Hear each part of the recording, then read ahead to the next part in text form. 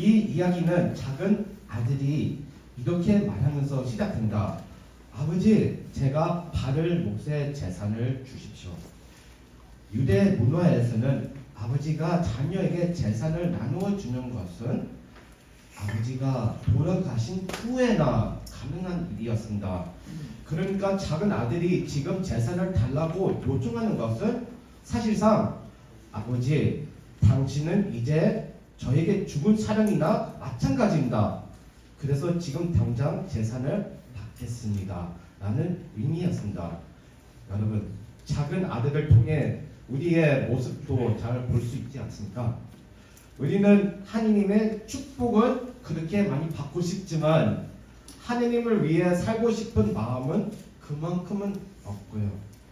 우리가 솔직해지자면 하느님을 믿고 있음에도 불구하고 우리는 우리 자신을 만족시키기 위해 사는 거지 정말 필요한 때에만 하느님을 찾지 않습니까?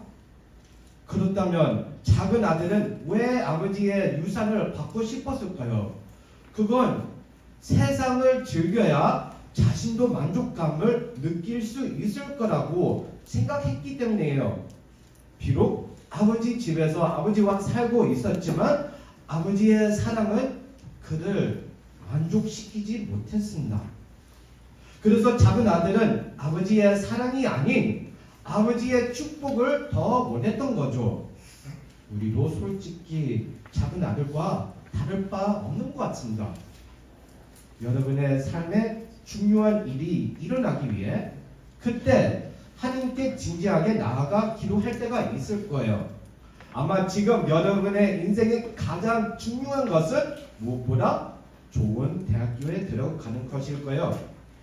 이제 예전에 목사님이 아는 여학생이 서울대에 들어가게 해달라고 열심히 기도했어요. 그리고 서울대에 합격하면 하느님을 위해 열심히 살고 교회에 성실히 다니겠다고 약속했어요. 그럼 그 여학생은 서울대에 합격했을까요? 불합격했을까요? 서울대에 합격했습니다. 그 여학생은 하느님과의 약속을 지켰을까요? 안 지켰을까요? 그 학생은 교회를 다니지 않게 되었고 결국 하느님하고 완전히 멀어졌습니다. 이 학생은 하느님의 축복을 받고 싶었지만 막상 축복을 받고 나니 더 이상 하느님을 원하지 않게 된 거죠. 그래서 때로는 하느님께서 우리가 원하는 대로 기도에 응답하지 않으시는 이유가 있습니다. 왜냐하면 그로 인해 우리가 하느님과 멀어질 것을 아시기 때문이에요. 여러분의 삶에서는 하느님의 축복이 하느님보다 더 커서는 안 됩니다. 여러분이 하느님보다 하느님의 축복을 더 원하는지 알 수 있는 방법이 있어요. 지금 여러분이 제일 원하는 게 무엇인지 한번 생각해 보세요. 하느님께서 그걸 안 주신다고 하면 그 대답을 받아들일 수 있을까요?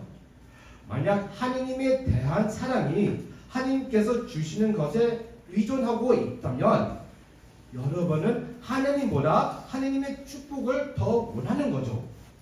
그래서 이 비유에서 아버지는 작은 아들의 요청에 어떻게 반응하시나요? 거절하시나요? 실망하거나 화를 내시나요? 아버지는 사랑으로 아들의 요청을 받아들이시고 아들에게 유산을 나누어 주십니다. 작은 아들은 18살 정도였으며 대략 50만 불의 유산을 받았어요. 50만 불은 거의 5억? 5억 원이겠죠? 그렇게 작은 아들은 쓰기가 힘든 그 많은 아버지의 유산을 몇 달 안에 다 사버렸던 거예요. 여러분, 우리도 세상 속에 빠지게 되면 이 아들처럼 진짜 바보 같은 짓을 하게 될 수도 있고 후회하는 선택을 많이 하게 될 겁니다. 이 작은 아들이 아버지의 사랑을 떠났을 때 결국 그는 모든 것을 잃게 되었습니다. 사치스러운 삶을 살던 그는 발악을 치게 되었고 이제 살아남기 위해서는 노예처럼 살아야만 했습니다.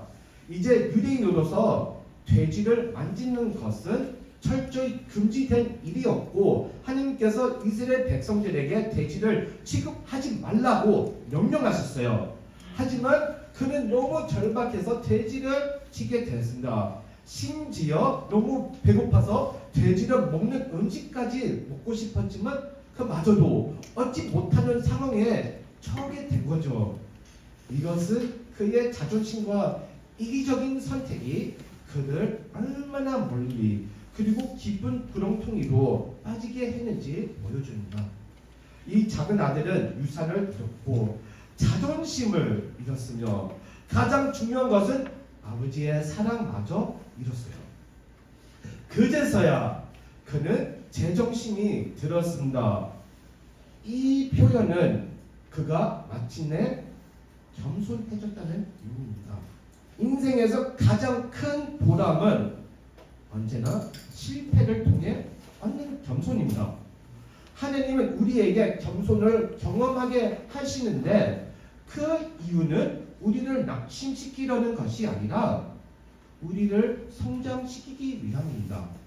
그리고 우리가 하나님을 진정으로 필요로 한다는 것을 온전히 깨닫는 유일한 방법은 실패에서 오는 겸손입니다. 그래서 그 겸손 속에서 작은 아들은 아버지의 집으로 돌아갈 준비가 되었습니다. 아들로서가 아니라 종으로서 돌아가기로 결심한 것입니다. 왜 그런 생각을 했을까요? 그건 만약 그가 아버지의 입장이었다면 그렇게 돌아온 탕자에게 반응했을 것이라고 생각했기 때문이에요. 우리는 이미 이 이야기가 어떻게 끝나는지 알고 있죠? 결국 그가 쓸데없는 고민을 했다는 걸 알 수 있어요. 그렇게 생각한 것 자체가 자기 아버지의 사랑의 깊이를 완전히 이해하지 못했다는 걸 보여줍니다. 여러분, 우리도 마찬가지예요. 우리가 하나님의 뜻을 어기게 되면 하나님께서 나를 버리시거나 벌을 주실까봐 쓸데없이 걱정할 때가 많죠. 실패도 겪어보고 겸손해진 그 작은 아들은 결국 아버지에게로 돌아갔습니다. 아버지는 매일 몇 달 동안 자기 아들이 돌아오기를 기다리며 확인했습니다.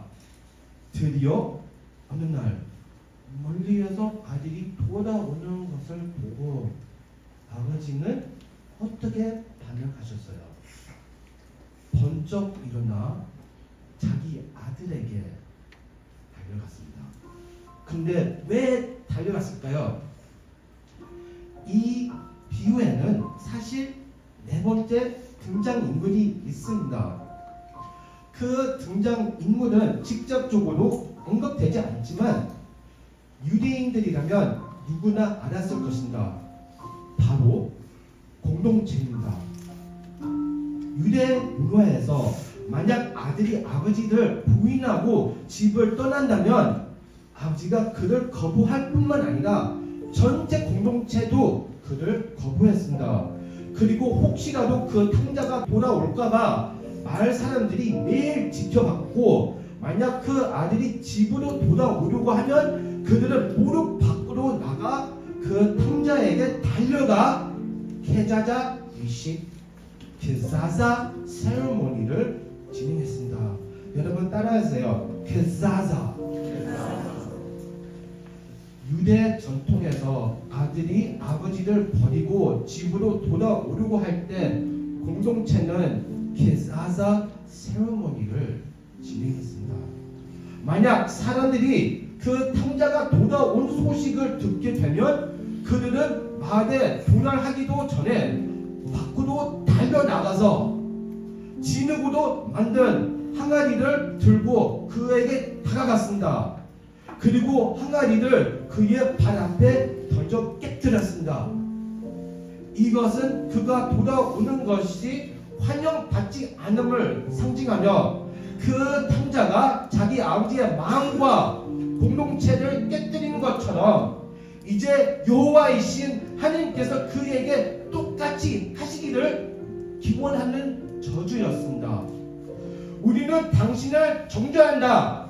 돌아가라.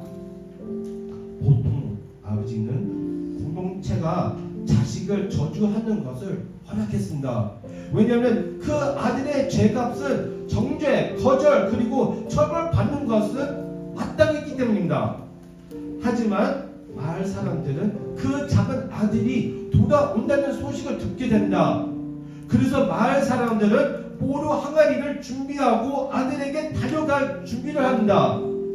자, 이제 아버지가 왜 달려가는지 아시겠나요? 아버지는 아들을 정죄하고 저주하려는 사람들보다 먼저 달려가 자기 아들이 처벌과 거절을 받지 않도록 구해주고 싶었습니다. 이것이 여러분 바로 우리의 이야기입니다. 세상의 우리를 아무리 판단하고 버려 거절해도 탕자 같은 우리를 향한 하느님의 사랑은 우리를 기다려주시고 그분의 자유로 받아들여 주시며 언제나 우리를 용서해 주시고 구해 주십니다. 이 이야기에서 우리의 하느님에 대해 세 가지를 이제 말씀드리겠습니다. 첫 번째, 하느님의 은혜는 언제나 우리의 죄보다 크십니다. 두 번째, 하느님의 은혜는 언제나 우리의 죄보다 크십니다. 그리고 세 번째, 하느님의 은혜는 언제나 우리의 죄보다 크십니다. 아멘. 왜냐하면 하느님은 여러분을 조건 없이 사랑하시기 때문입니다. 그리고 오늘 여러분 중 하느님과 멀어지고 탕자의 삶을 살아왔다면 이제 주님의 사랑으로 돌아오시기를 축복합니다. 혹시 여러분 가운데 작은 아들처럼 하느님을 떠나 멀리 와 있다고 느끼는 친구들이 있나요? 마음으로 삶으로 방황하고 있는 부분이 있나요? 그렇다면 지금 이 순간 예수님께 돌아오기 딱 좋은 시간입니다. 죄책감 없이 부끄러움 없이 있는 모습 그대로 주님 앞에 나오면 됩니다. 예수님은 여러분을 그대로 사랑하시고 지금 이 순간에도 여러분이 돌아오기를 기다리고 계십니다. 여러분은 탕자가 아니라 주님의 귀한 아들, 주님의 귀한 딸입니다. 그래서 예수님은 여러분과 함께하고 싶어 하신다. 이 시간 주님께 사랑을 고백하며 마음으로 기도하는